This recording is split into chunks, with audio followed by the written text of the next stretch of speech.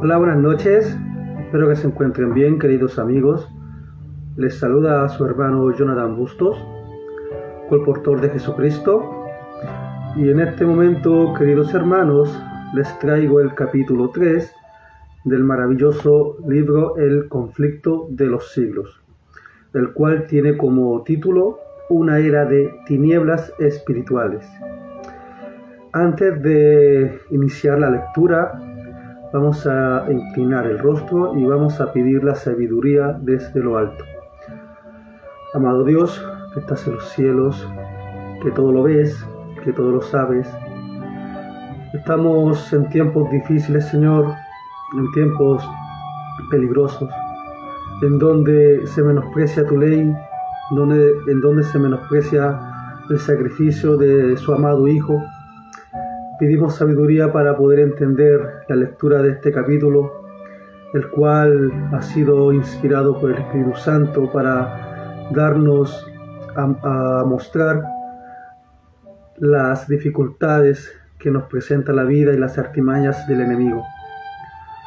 Esté usted con nosotros, Señor, acompáñenos, que su Santo Espíritu esté aquí. Ayuda a que cada lector, que cada oyente pueda tener discernimiento y pueda comprender en qué tiempo vivimos. Por favor, Señor, sea usted con nosotros y perdónanos por darte tan poco cuando usted nos da tanto. En el nombre de su amado Hijo, Cristo Jesús, se lo pedimos. Amén. Bueno, queridos hermanos, vamos a iniciar con el capítulo 3 de esta maravillosa obra, el cual, como había dicho anteriormente, tiene el título de Una era de tinieblas espirituales. Iniciemos.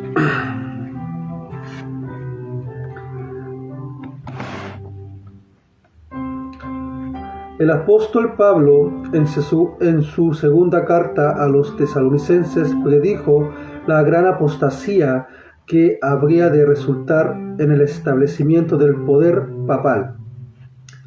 Declaró respecto al día de Cristo: ese día no puede venir sin que venga primero la apostasía y sea revelado el hombre de pecado, el hijo de perdición, el cual se opone a Dios y se ensalza sobre todo lo que se llama Dios, o que es objeto de culto, de modo que se sienta en el templo de Dios, ostentando que Él es Dios. Y además el apóstol advierte a sus hermanos que el misterio de iniquidad está obrando. Esto, queridos hermanos, lo podemos encontrar en 2 de Tesalonicenses, capítulo 2, versículos 3 y 4 y 7.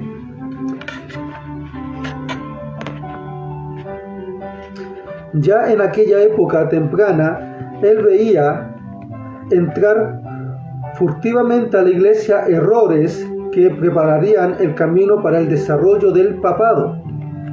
Poco a poco, primero sobresticiamente y en silencio, y después con más de desembozo, conforme iba cobrando fuerza y dominio sobre la mente de los hombres, el misterio de iniquidad hizo progresar su obra engañosa y blasfema, de un modo casi imperceptible.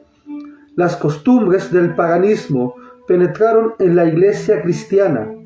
El espíritu de avenencia y conformidad fue refrenado por algún tiempo por causa de las terribles persecuciones que abrieron la iglesia bajo el régimen del paganismo. Pero habiendo cesado la persecución y habiendo penetrado el cristianismo en las cortes y los palacios de los reyes, la iglesia dejó a un lado la humilde sencillez de Cristo y de sus apóstoles por la pompa y el orgullo de los sacerdotes y gobernantes paganos, y sustituyó los requerimientos de Dios por las teorías y tradiciones de los hombres. La conversión nominal de Constantino a principios del siglo VI del siglo V causó gran regocijo, y el mundo, disfrazado con una forma de rectitud, se introdujo en la Iglesia. Desde entonces la obra de corrupción progresó rápidamente. El paganismo, que parecía haber sido vencido, vino a ser el vencedor. Su espíritu dominó a la Iglesia. Sus doctrinas, ceremonias y supersticiones se incorporaron a la fe y al culto de los que profesaban ser seguidores de Cristo. Esta avenencia entre el paganismo y el cristianismo dio por resultado el desarrollo del hombre de pecado, predicho en la profecía como oponiéndose a Dios y ensalzándose a sí mismo sobre Dios. Ese gigantesco sistema de falsa religión es una obra maestra del poder de Satanás, un monumento de sus esfuerzos por sentarse en el trono y reinar sobre la tierra según su voluntad. Una vez Satanás se había esforzado por formalizar una componente con Cristo. Fue al Hijo de Dios en el desierto de la tentación y mostrándole todos los reinos del mundo y su gloria, ofreció entregarle todo con tal que reconociera la supremacía del príncipe de las tinieblas. Cristo reprendió al presuntuoso tentador y lo obligó a marcharse, pero el presentar las mismas tentaciones a los hombres, Satanás obtiene mayor éxito a fin de asegurarse honores y ganancias mundanales. La Iglesia fue inducida a buscar el favor y el apoyo de los grandes de la tierra, y habiendo rechazado de esa manera a Cristo, fue inducida a rendir pleitesía al representante de Satanás, el obispo de Roma. Una de las principales doctrinas del romanismo enseña que el Papa es la cabeza visible de la Iglesia Universal de Cristo y que fue investido con suprema autoridad sobre los obispos y los pastores en todas las partes del mundo. Aún más, al Papa se le han dado los títulos propios de la deidad. Se los ha titulado Señor Dios el Papa y se lo ha declarado infalible.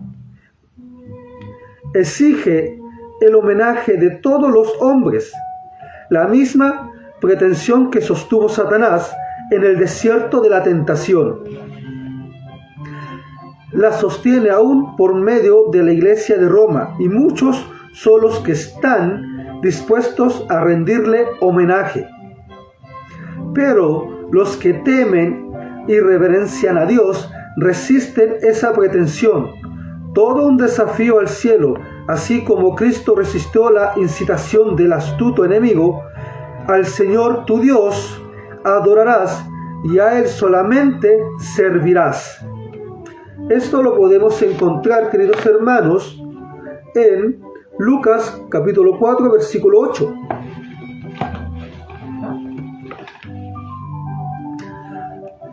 Dios jamás ha hecho alusión en su palabra a que Él haya elegido a algún hombre para que sea la cabeza de la Iglesia.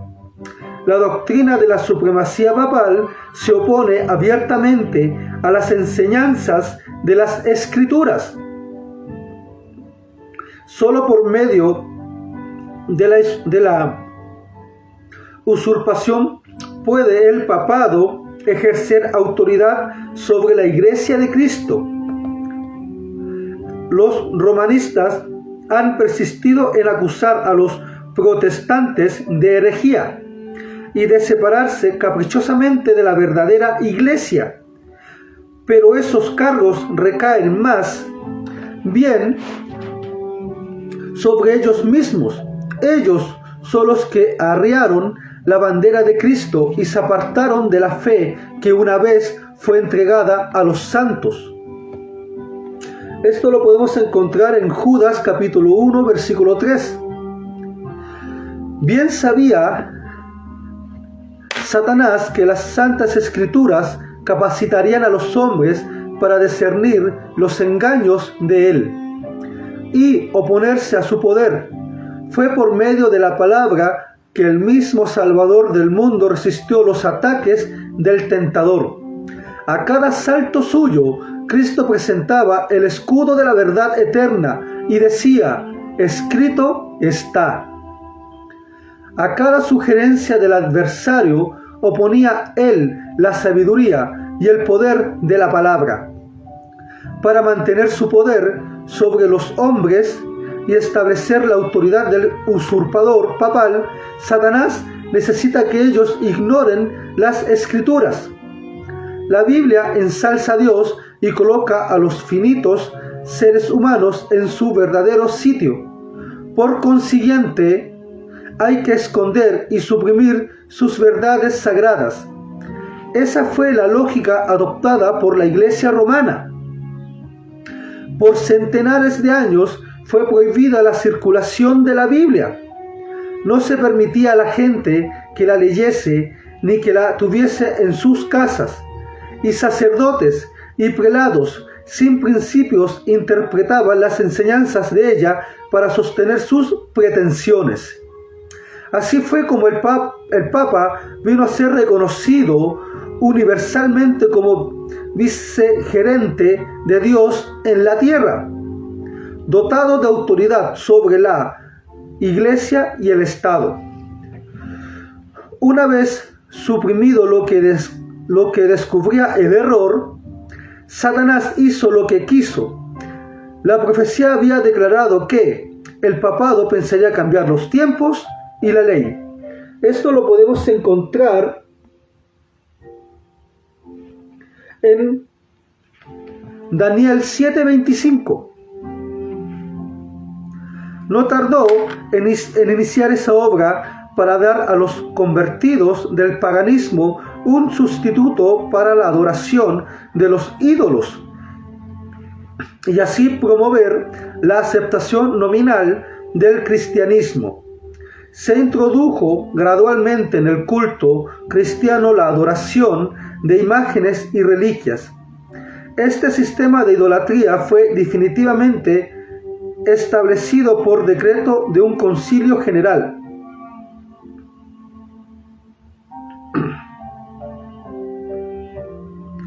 Para completar su obra sacrilega, Roma se atrevió a borrar de la ley de Dios el segundo mandamiento, que prohíbe la adoración de las imágenes, y dividir en dos el 10º mandamiento para conservar la cantidad.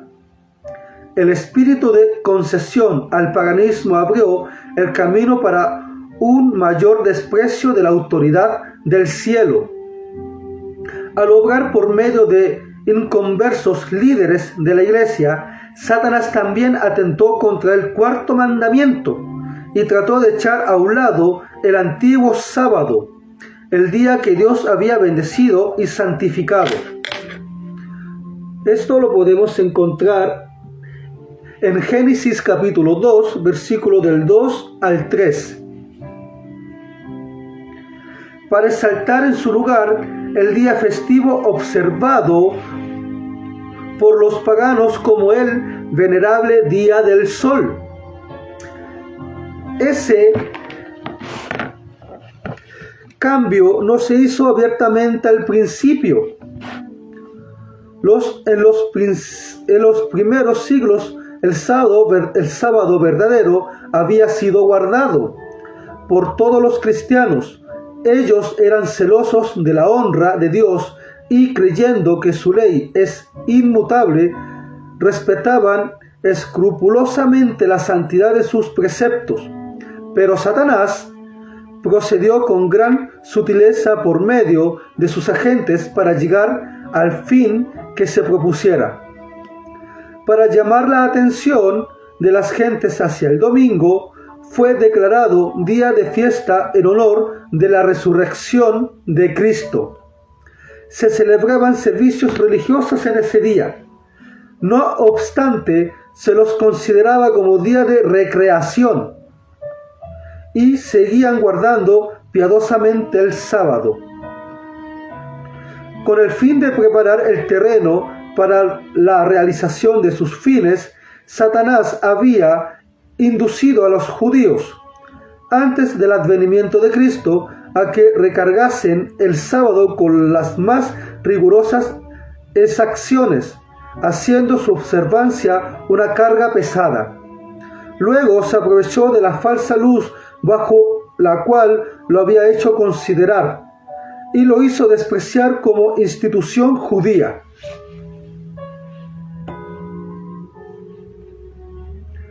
Mientras regularmente los cristianos seguían observando el domingo como día de fiesta alegre, el diablo, para hacer patente su odio al judaísmo, los indujo a hacer el sábado un día de ayuno, tristeza y abatimiento. Al principio del siglo V, el emperador Constantino expidió un decreto que hacía del domingo un día de fiesta pública en todo el Imperio Romano. El Día del Sol fue reverenciado por sus súbditos paganos y honrado por los cristianos, pues era política del emperador conciliar los intereses del paganismo y del cristianismo que se hallaban en pugna. Los obispos de la Iglesia, inspirados por su ambición y sed de poder, lo urgieron a obrar así, pues percibieron que si el mismo día era observado por cristianos y paganos, estos llegarían a aceptar nominalmente el cristianismo, y eso fomentaría el poder y la gloria de la Iglesia. Pero, a pesar de que muchos cristianos temerosos de Dios fueron poco a poco inducidos a considerar el domingo como poseyendo cierto grado de santidad, no dejaron de considerar el verdadero sábado como el día santo del Señor, ni observarlo en obediencia del cuarto mandamiento. Pero el archiengañador no había completado su obra. Había resuelto reunir al mundo cristiano bajo su bandera y ejercer su poder por medio de su vicario, el orgulloso pontífice, que aseveraba ser el representante de Cristo. Realizó su propósito valiéndose de paganos semiconvertidos, prelados ambiciosos y eclesiásticos amantes del mundo. De vez en cuando se convocaban grandes concilios en los cuales se reunían los designios de las iglesias de todas partes del mundo.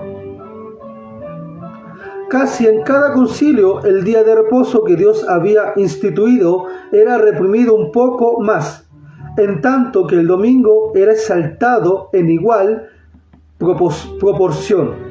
Así fue como finalmente la fiesta pagana llegó a ser honrada como institución divina, mientras que el sábado de la Biblia era declarado reliquia del judaísmo y se pronunciaba una maldición sobre sus observadores.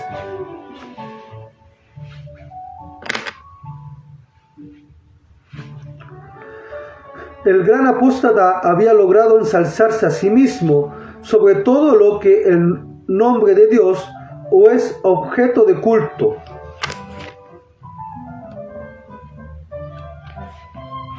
Esto, hermanos, lo podemos encontrar en Tesalonicenses capítulo 2, versículo 4.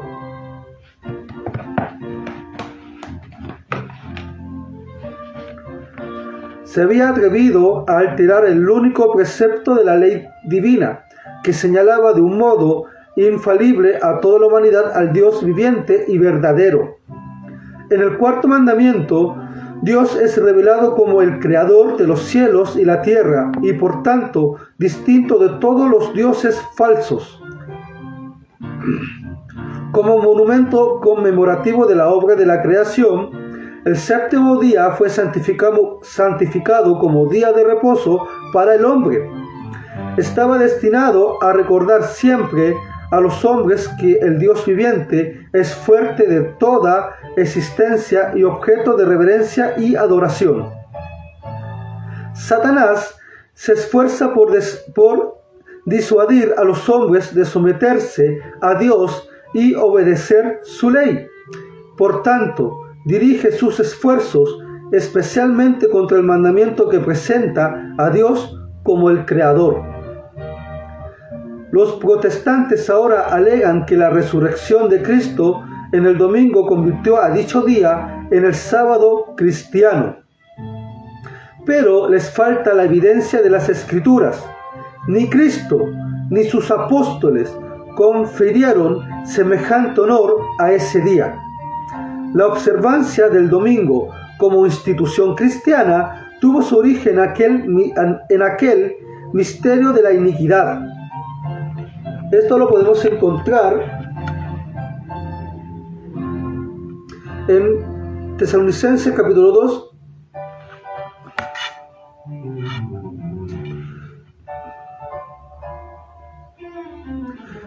Tesalonicenses capítulo 2, versículo 7.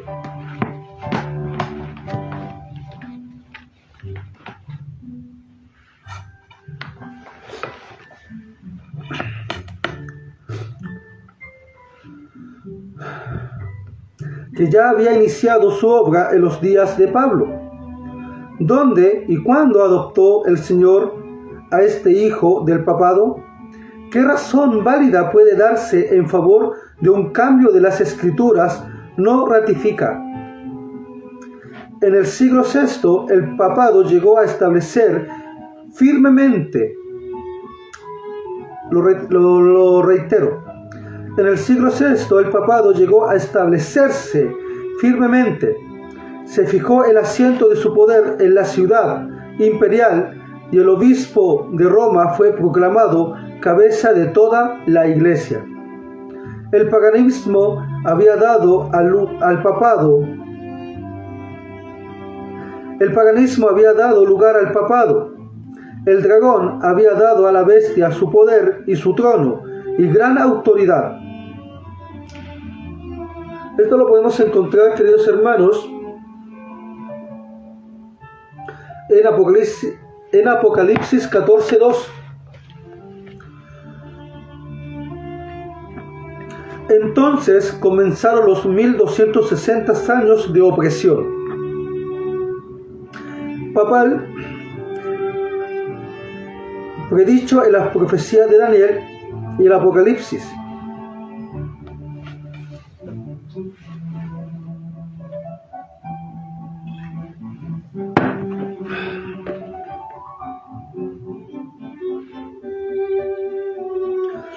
Esto, hermanos, lo podemos encontrar en Daniel 7:25 y en Apocalipsis 15, versículos 5 al 7.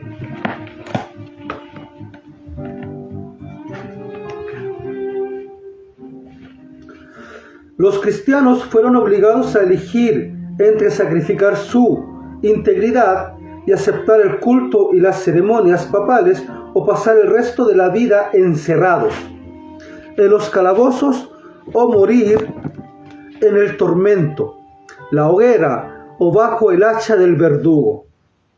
Entonces se cumplieron las palabras de Jesús: seréis entregados aún por vuestros padres y hermanos y parientes y amigos, y matarán y algunos de vosotros, y seréis aborrecidos de todos por causa de mi nombre. Esto lo podemos encontrar en Lucas capítulo 21, versículos 16 y 17. La persecución se desencadenó sobre los fieles con furia jamás conocida hasta entonces, y el mundo vino a ser un vasto campo de batalla. Por cientos de años la Iglesia de Cristo halló refugio en las reclusiones y la oscuridad. Así lo dice el profeta: la mujer huyó al desierto, donde tiene un lugar preparado por Dios para ser allí alimentada 1260 días. Esto lo podemos encontrar en Apocalipsis capítulo 12, versículo 6.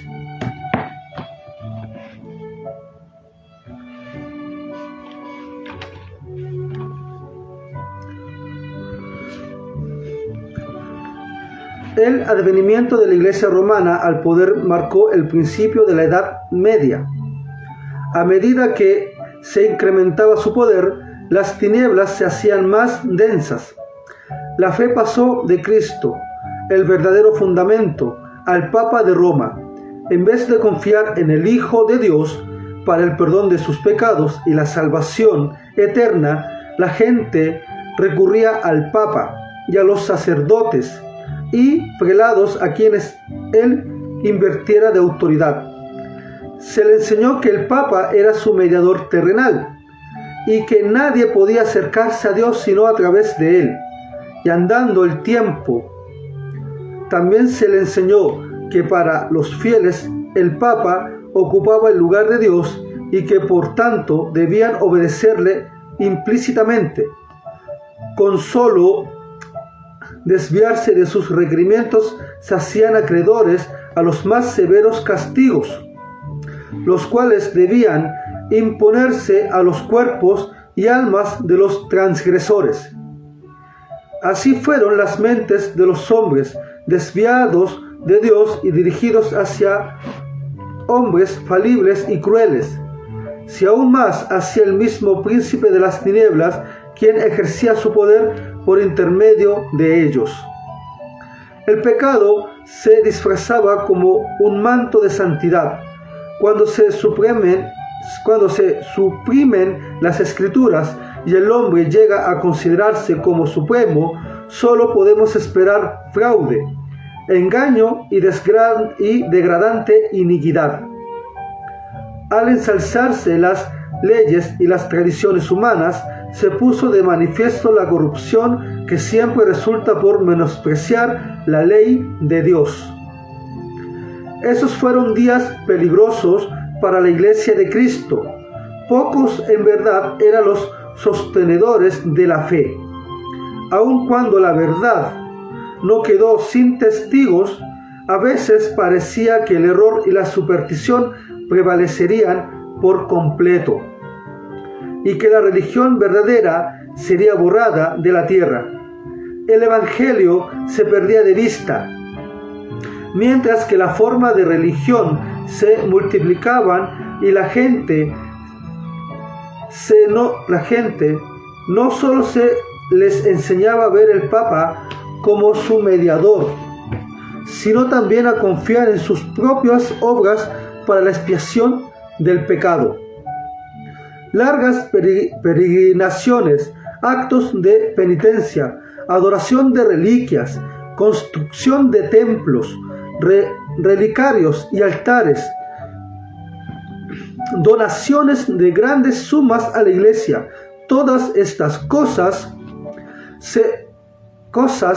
y muchas otras parecidas le eran impuestas a los fieles para aplacar la ira de Dios o para asegurarse su favor. Como si Dios, a semejanza de los hombres, se enojara por pequeñeces, o pudiera ser apaciguado por regalos y actos de penitencia. Por más que los vicios prevalecieran aún entre los jefes de la Iglesia romana, la influencia de ésta parecía ir siempre en aumento. A fines del siglo VIII, los partidarios del Papa empezaron a sostener que en los primeros tiempos de la Iglesia, los obispos de Roma tenían el mismo poder espiritual que a la fecha se arrogaban. Para dar a su acerto visos de autoridad, debían velarse de algunos medios, y estos pronto fueron sugeridos por el padre de la mentira. Los monjes fraguaron viejos manuscritos, se descubrieron decretos conciliares de los que nunca se habían oído hablar hasta entonces, que establecían la supremacía universal del Papa desde los primeros tiempos, y la Iglesia, que había rechazado la verdad, aceptó con avidez esta impostura. Los pocos fieles que edificaban sobre el cimiento verdadero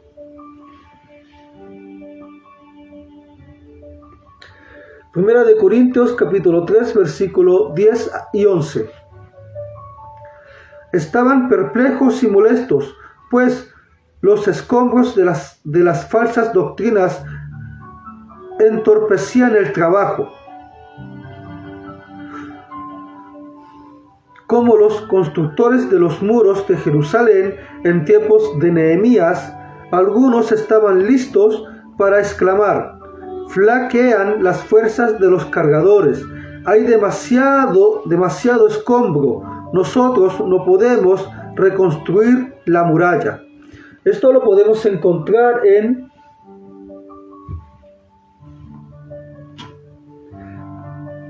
Nehemías capítulo 4 versículo 10. Debilitados por el constante esfuerzo que hacían contra la persecución, el fraude, la iniquidad y todos los demás obstáculos que Satanás inventara para detener su avance, algunos de los que habían sido fieles edificadores llegaron a desanimarse, y por amor a la paz y a la seguridad de sus propiedades y de sus vidas, se apartaron del fundamento verdadero.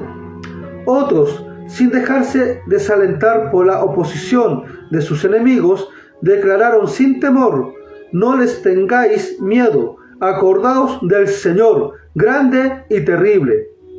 Esto lo podemos encontrar en Nehemías capítulo 4 versículo 14. Y prosiguieron con la obra, cada uno con la espada ceñida al costado.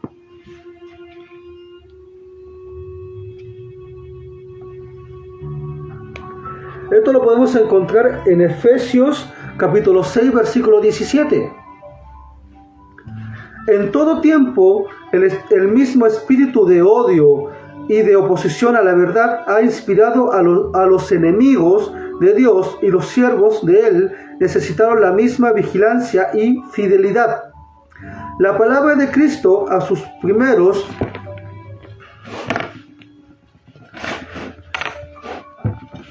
discípulos se aplicarán a sus seguidores hasta el fin de los tiempos. Los que a vosotros digo, a todos les digo, velad. Esto lo podemos encontrar en Marcos capítulo 13 versículo 37. Las tinieblas parecían hacerse cada vez más densas. La adoración de imágenes se hizo más general. Se les encendía velas y se les ofrecía oraciones. Llegaron a prevalecer las costumbres más absurdas y supersticiosas. Los espíritus estaban tan completamente dominados por la superstición que la razón misma parecía haber perdido su predominio. Mientras los sacerdotes y los obispos eran amantes de los placeres sensuales y corruptos, solo podían esperarse de la gente que acudía a ellos en busca de dirección, siguieran sumida en la ignorancia y los vicios. Las pretensiones papales dieron otro paso más cuando en el siglo VI el Papa Gregorio VII proclamó la perfección de la Iglesia romana. Entre las proposiciones que él expuso había una que declaraba que, de acuerdo con la Escritura, la Iglesia jamás había errado, ni jamás podía errar, pero no pudo acompañar su afirmación con pruebas de la Escritura. Además, el activo pontífice reclamaba para sí el derecho de disponer emperadores y declaraba que ninguna sustancia pronunciada por él podía ser revocada por hombres alguno, pero que él tenía la prerrogativa de revocar las decisiones de todos los demás. El modo en que trató al emperador alemán Enrique IV nos pinta a lo vivo el carácter tiránico de este abogado de la infalibilidad. por haber intentado desobedecer la autoridad del Papa, dicho monarca fue excomulgado y destronado. Aterrorizado ante la deserción de sus propios príncipes, que por orden papal fueron integrados a rebelarse contra él, Enrique sintió la necesidad de hacer las paces con Roma. Acompañado de su esposa y de un fiel sirviente, cruzó los Alpes en pleno invierno para humillarse ante el Papa. Habiendo llegado al castillo donde Gregorio se había retirado, fue conducido despojado de sus guardas a un patio exterior, y allí, en el crudo frío del invierno, con la cabeza descubierta, los pies descalzados y miserablemente vestido, esperó el permiso del Papa para entrar a su presencia. Solo después que hubo pasado así 3 días ayunando y haciendo confesión, convenció el pontífice en otorgarle el perdón. Y aún entonces se le fue concedida esa gracia con la condición de que el emperador esperara la venida del Papa antes de reasumir las insignias reales o ejercer su poder.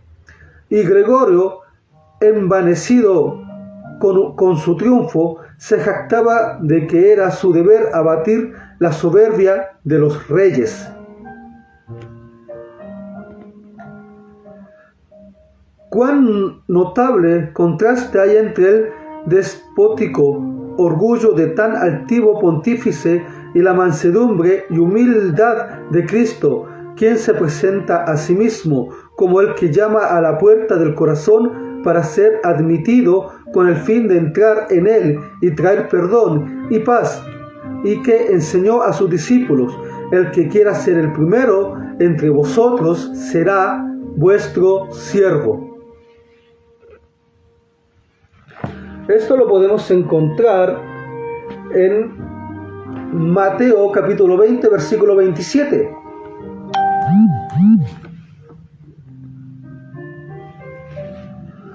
Los siglos posteriores testifican de un constante incremento del error en las doctrinas sostenidas por Roma. Aún antes del establecimiento del papado, las enseñanzas de los filósofos paganos habían recibido atención y ejercido influencia en la Iglesia. Muchos de los que profesan estar convertidos se aferran aún a los dogmas de su filosofía pagana, y no solo seguían estudiándolos ellos mismos, sino que inducían a otros a que los estudiaran como un medio para extender su influencia entre los paganos. Así se introdujeron graves errores en la fe cristiana. Uno de los principales fue la creencia de la inmortalidad natural del hombre y en su estado consciente en la muerte. Esta doctrina puso el fundamento sobre el cual Roma estableció la invocación de los santos y la adoración de la Virgen María. De dicha doctrina surgió también la herejía del tormento eterno para los que mueren impenitentes, que muy pronto fue incorporada al credo papal. De este modo se preparó el camino para la introducción de otra invención del paganismo, a la que llamó Roma purgatorio y de la que se valió para aterrorizar a las muchedumbres crédulas y supersticiosas. Con esta herejía, Roma afirmó la existencia de un lugar de tormento en el que las almas de los que no han merecido eterna condenación han de ser castigadas por sus pecados, y de donde, una vez limpiadas de impureza, son admitidas en el cielo. Una impostura más necesitaba Roma para aprovecharse de los temores y los vicios de sus adherentes. Esta fue proporcionada por la doctrina de la indulgencia. A todos los que se alistasen en las guerras que emprendiera el pontífice para extender su dominio temporal, castigar a sus enemigos o exterminar a los que se atreviesen a negar su supremacía espiritual. Se les prometía plena remisión de los pecados pasados, presentes y futuros, y la condonación de todas las penas y castigos merecidos. También se enseñó a la gente que por medio de pagos de dinero hechos a la iglesia, uno podía librarse del pecado y también librar las almas de sus amigos difuntos entregadas a las llamas del tormento. A través de tales medios llenaba Roma sus arcas y sustentaba la magnificencia, el lujo y los vicios de los que pretendían ser representantes del ser que no tuvo donde recostar su cabeza.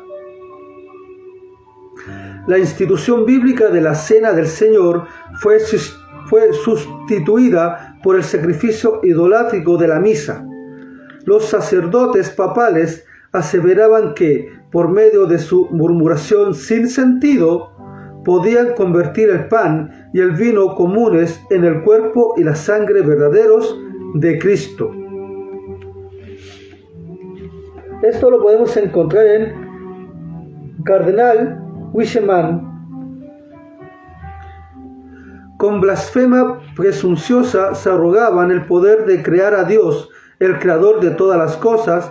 Se obligaba a los cristianos, bajo pena de muerte, a confesar su fe en esa horrible herejía que insultaba al cielo. Muchísimos que se negaron a ello fueron entregados a las llamas. En el siglo VIII se estableció la más terrible de todas las maquinarias de guerra del papado, la Inquisición. El príncipe de las tinieblas obró de acuerdo con los jefes de la jerarquía papal en sus concilios secretos. Satanás y sus ángeles controlaron las mentes de hombres perversos, mientras invisibles acampaba entre ellos un ángel de Dios que anotaba fielmente sus malvados decretos y escribía la historia de hechos por demás horrorosos para ser presentado a la vista de los hombres. Babilonia la Grande fue embriagada de la sangre de los santos. Los cuerpos mutilados de millones de mártires clamaban a Dios venganza contra ese poder apóstata. El papado había llegado a ser el déspota del mundo. Reyes y emperadores acataban los decretos del pontífice romano. El destino de los hombres para el tiempo y para la eternidad parecía depender de su albedrío. Por medio de años, las doctrinas de Roma habían sido extensas e implícitamente recibidas. Sus ritos cumplidos con reverencia y sus fiestas observadas por la generalidad. Su clero era colmado de honores y sostenía con liberalidad. Nunca desde entonces ha alcanzado la Iglesia romana tan grande dignidad, magnificencia o poder.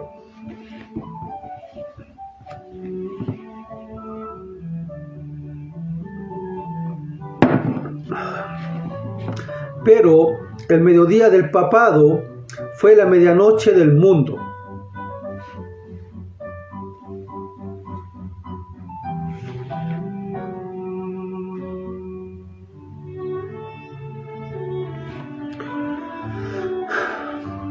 Las Santas Escrituras eran casi desconocidas, no solo por la gente, sino por los mismos sacerdotes. A semejanza de los antiguos fariseos, los líderes papales aborrecían la luz que habían revelado sus pecados. Al rechazar la ley de Dios, modelo de justicia, ejercieron poder sin límites y practicaron vicios desenfrenadamente. Prevalecieron el fraude, la avaricia y el libertinaje. Los hombres no retrocedieron ante ningún crimen que pudiese darles riqueza o posición. Los palacios de los papas y los prelados eran los escenarios de las más viles orgías. Algunos de los pontífices reinantes se hicieron culpables de crímenes tan horrendos que los gobernantes seculares se esforzaron por deponer a dichos dignatarios de la Iglesia como monstruos demasiado viles para ser tolerados. Durante siglos Europa no progresó en la ciencia, ni en las artes, ni en la civilización. La cristiandad cayó en una parálisis moral e intelectual. La condición que el mundo se encontraba bajo el poder católico romano resultaba ser el cumplimiento espantoso e impresionante de las palabras del profeta Oseas. Mi pueblo está destruido por falta de conocimiento. Por cuanto tú has rechazado con desprecio el conocimiento de Dios, yo también te rechazaré. Puesto que te has olvidado de la ley de tu Dios, me olvidaré yo también de tus hijos. No hay verdad y no hay misericordia y no hay conocimiento de Dios en la tierra. No hay más que perjurio y mala fe y homicidios y hurto y adulterio. Rompen todo y un charco de sangre toca a otro. Esto lo podemos encontrar en Oseas capítulo 4 versículo 6, también el versículo 1 y 2. Tales fueron los resultados de haber desterrado la palabra de Dios. Terminando con la lectura de esta maravillosa obra, el cual nos revela el error y la persecución que inició en la época medieval, que también nos revela el por qué nosotros podemos tener una Biblia en nuestros hogares. Lamentablemente muchos hijos de Dios se sacrificaron para que nosotros tuviésemos una Biblia, para que nosotros pudiésemos predicar y llevar personas a Cristo. Queridos hermanos, yo les recomiendo de todo corazón que adquieran este maravilloso libro, El conflicto de los siglos. Nos revela quién es el anticristo, cuántos años ha dominado. A través de la luz de la Biblia podemos ir descubriendo cómo Satanás ha obrado a través del papado, cómo ha hecho de las suyas y ha asesinado a tantos hijos de Dios. Pero para la honra y gloria de nuestro Señor, tenemos a Jesucristo el justo, el cual nos hará justicia, no solo a nosotros, sino a los muertos desde la época de Adán, con la muerte del fiel Abel a mano de su hermano Caín, hasta la muerte del último cristiano en esta época. La persecución no ha cesado, la persecución sigue latente. Hay muchas personas en diferentes lugares del mundo, por profesar su fe, son encarcelados, asesinados, torturados, violados, entre otras cosas. Pero Dios hará justicia y su venida está muy pronta. No pierdan la esperanza. Y quisiera entregarles, si me permiten,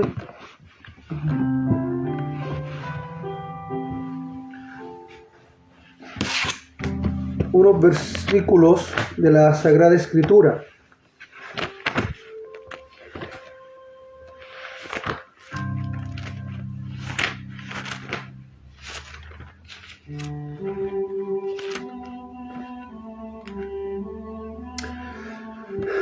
Que está en Apocalipsis capítulo 21, versículos 5 al 8, y dice: el que estaba sentado en el trono dijo: yo hago nuevas todas las cosas. Me dijo: escribe, porque estas palabras son fieles y verdaderas. Y me dijo: hecho está, yo soy el Alfa y la Omega, el principio y el fin. al que tiene sed le daré gratuitamente de las fuentes del agua de vida. El vencedor heredará todas las cosas, y yo seré su Dios, y él será mi hijo. Hermanos, el único que es representante de nosotros en el cielo es Jesucristo. El único que es representante aquí en la tierra es el Espíritu Santo. Dios nunca puso a ningún hombre, y como dice la Escritura, yo hago nuevas todas las cosas. Este mundo será borrado, este mundo dejará de existir. También dice, al que tiene sed le daré gratuitamente la fuente del agua de vida. Si quieres conocimiento, pídelo, porque Dios te lo dará gratuitamente. También dice que al vencedor heredará todas las cosas. ¿Qué quiere decir esto? Que si eres perseverante en llevar la palabra de Dios, en buscar personas para que se arrepientan de sus pecados y caigan a los pies de Cristo, ya eres un vencedor. También dice, y yo seré su Dios, y él será mi hijo. Nuestro único Dios, el Padre Celestial, y su amado Hijo, Cristo Jesús, son los que nos aman, y por ende nosotros solamente debemos rendirle homenaje a Él, a ningún ser humano. Maldito el hombre que confía en el hombre. Hay que confiar solamente en Dios. Pero en el versículo 8 hay un versículo muy fuerte para estas personas que, queriendo abusar de la Escritura, quisieron hacerse pasar por Dios. Y para aquellos que guardaron silencio y no reclamaron la verdad, no exigieron justicia, este versículo son para ellos. Dice, pero, Apocalipsis 21, versículo 8, dice, pero los cobardes e incrédulos, los abominables y homicidas, los fornicarios y hechiceros, los idólatras y todos los mentirosos tendrán su parte en el lago que arde con fuego y azufre, que es la muerte segunda. Hermanos, no seamos cobardes, seamos valientes, porque el reino de los cielos es para gente valiente. Los cobardes no entrarán, los idólatras no entrarán, los hechiceros no entrarán, los sodomitas no entrarán. La palabra es clara, y estos son uno de los últimos versículos de la palabra de Dios. Pero hermanos, no se desanimen. Tenemos a Cristo el justo. Cada día les recomiendo que miren el Calvario de Cristo, que las pruebas que puedan avecinarse, las pruebas que puedan hacernos sufrir, sean unas pruebas que nosotros podamos pasar como el fiel Job. Satanás siempre está ahí como león rugiente, queriendo arruinarnos, queriendo hacer de las suyas. Pero nosotros tenemos una protección. Nosotros no tenemos solamente un ángel, tenemos a millares y millares de ángeles que están esperando en el cielo a que solamente nosotros pidamos su protección. Y si en el peor de los casos tenemos que sellar nuestro testimonio con la sangre, que así sea, porque nuestro Señor Jesucristo nos ha prometido la vida eterna junto a Él, junto al Padre, junto a nuestros seres queridos que están durmiendo en el sepulcro. Y antes de retirarme, hermanos, en el capítulo 22 de Apocalipsis, versículos 18 y 19 dice, yo advierto a todo aquel que oye las palabras de la profecía de este libro, si alguno añade, ojo, si alguno añade a estas cosas, Dios traerá sobre él las plagas que están escritas en este libro. Versículo 19. Y si alguno quita de las palabras del libro de esta profecía, Dios quitará su parte del libro de la vida y de la santa ciudad y de las cosas que están escritas en el libro. Hermanos, las palabras de Dios son claras. No hay un intermedio. No, hermanos. No hay un intermedio.